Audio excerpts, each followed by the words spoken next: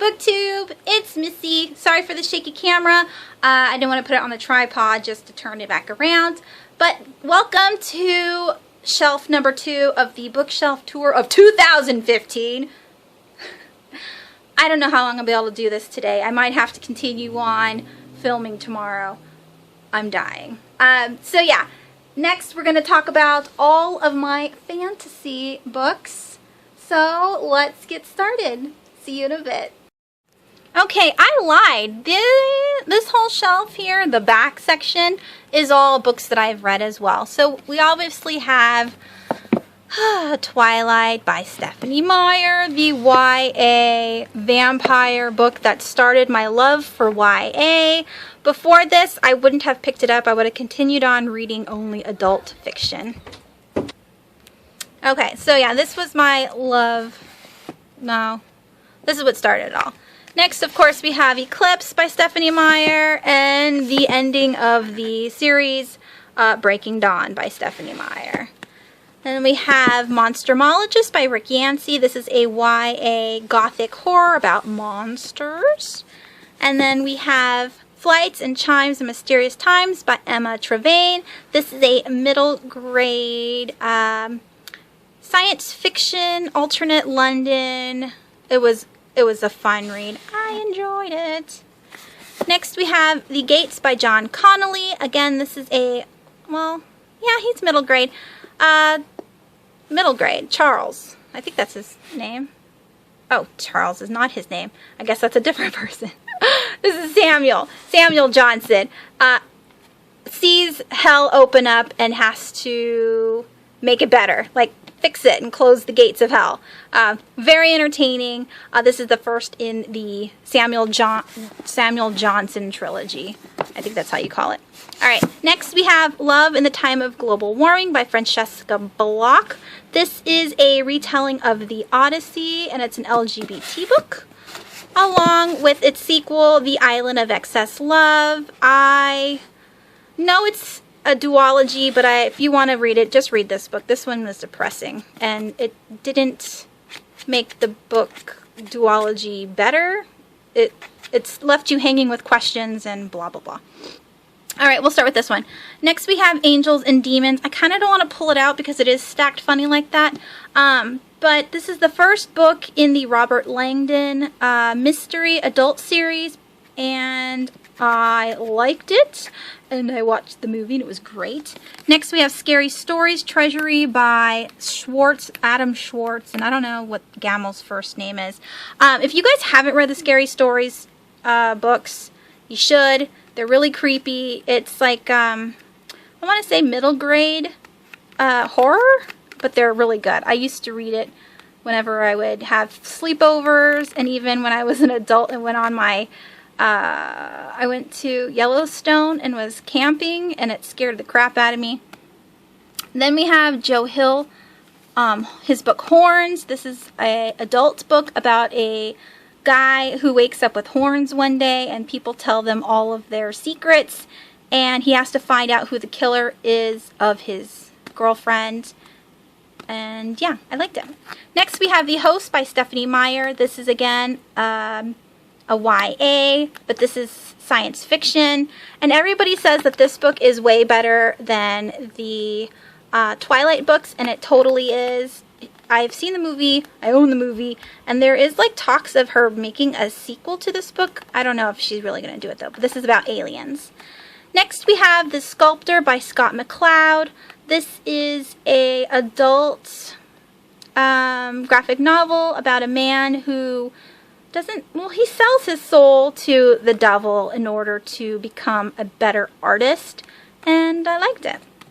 Next we have Sailor Twain by, who's Siegel? What's his first name? Mark Siegel, or The Mermaid in the Hudson. This is an adult historical fiction graphic novel, which I quite enjoyed. It's got magical realism in it. You can't go to the bottom of the ocean, but that's what he does. Next we have The Heap House by Edward Carey. This is the first in the Iramanger trilogy, and this is a middle grade about a boy who lives beyond a junkyard. and what happens after that. Next we have Me, Earl, and the Dying Girl by Jesse Andrews. This is a contemporary about a boy who has to hang out with one of his old classmates.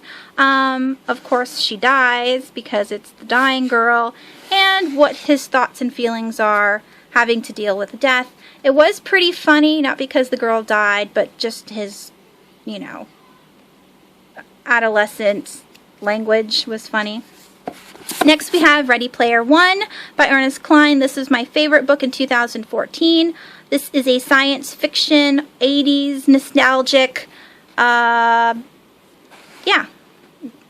young adult book about a boy who plays a video game to win a big, huge prize. And yes, definitely read it if you haven't read it before. So good. Next we have The Martian by Andy Weir. This is an adult science fiction, and it's about a man who gets stuck on Mars. It's a survivalist book, and it was thoroughly entertaining. This is my favorite book of 2015. I don't think anything will be able to beat it this year. I absolutely enjoyed it, and I cannot wait for the movie. And lastly, we have The Fault in Our Stars by John Green, and this is a sad contemporary romance about two people with cancer who fall in love and what happens when, you know, people are sick and dying. Alright, now let's get to all of my fantasy books that go in the front of this. Okay, so the first book I have here, which doesn't fit because it's super tall, is The Girl Who Circumnavigated Fairyland in a Ship of Her Own Making by Catherine Valenti. As you can see, I have a bookmark hanging because I started it and haven't finished it yet, because that's the story of my life. Then we have the sequel, The Girl Who Fell Beneath Fairyland and Led the Revels There, again by Catherine Valenti. Or Valente, however you say it. And then lastly we have The Girl Who Soared Over Fairyland and Cut the Moon in Two. There is a fourth book with a boy on the cover. I don't have it, and it's green. I don't know if it is a continuation of the trilogy or if it's a companion novel, but I would like to own it at some point in time. Next we have an adult fantasy called Advent by James Treadwell. I forgot what this is about, but it definitely is a fantasy. It's got magical elements in it. I think it has to do with magicians. And the sequel, Anarchy. The third one comes out next year, so I will definitely be getting that. Then we have, I'm putting it backwards because I want to, well, no. I guess I could do it this way. Next we have Fallen Kingdoms by Morgan Rhodes. This is a YA epic fantasy. And we have the sequel, Rebel Spring.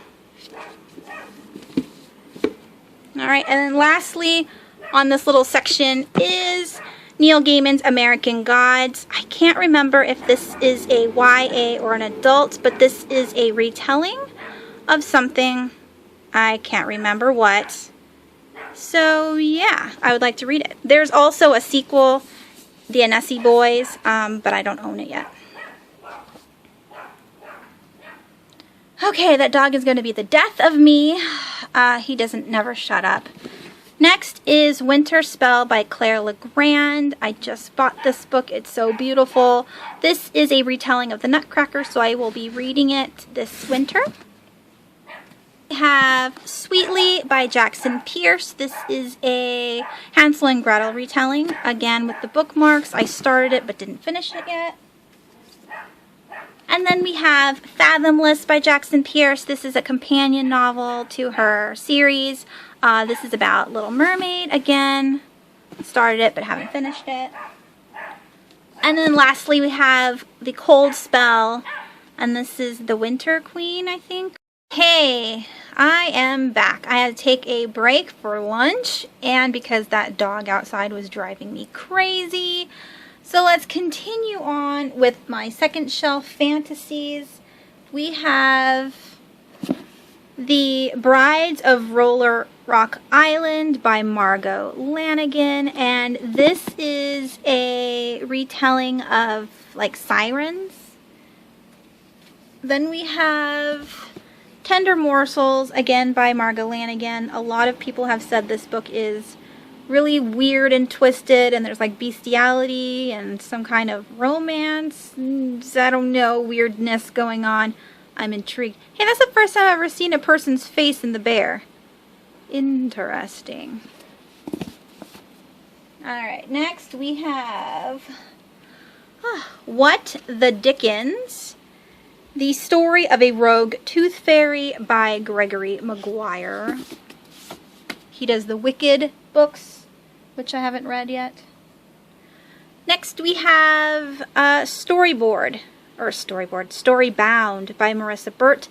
This is a middle grade book about kids going into like fairyland. And I also have the sequel, Story's End by Marissa Burt.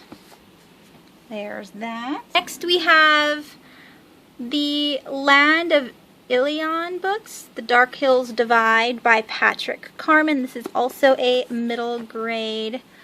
I don't know if it's a retelling. I think it's just a fantasy. I also have the sequel, Beyond the Valley of Thorns. There's the cover. They're so pretty. I like that these don't have dust jackets because as soon as I'm done reading them, they're going into my kids' room so that they can read them later. And then I have the 10th City, which is the third book. She's so pretty. I would like to get the other ones. I think there's 6 in all, but I am not positive. And lastly, I have the Tale of Despero by Kate Camillo. I've seen the movie partially, but this is about a mouse who reads, and he reads to the princess, I think? I can't remember.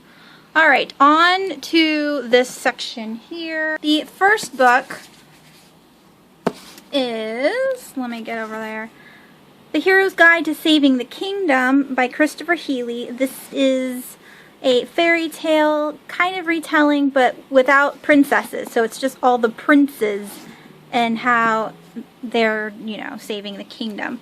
It's in their point of view, which I think is absolutely hilarious. I need to get the third one. Makes me sad I don't have it yet.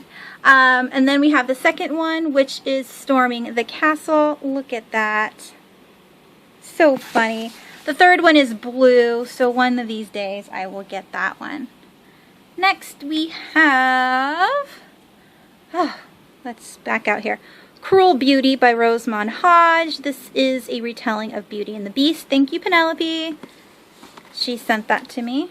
Excellent.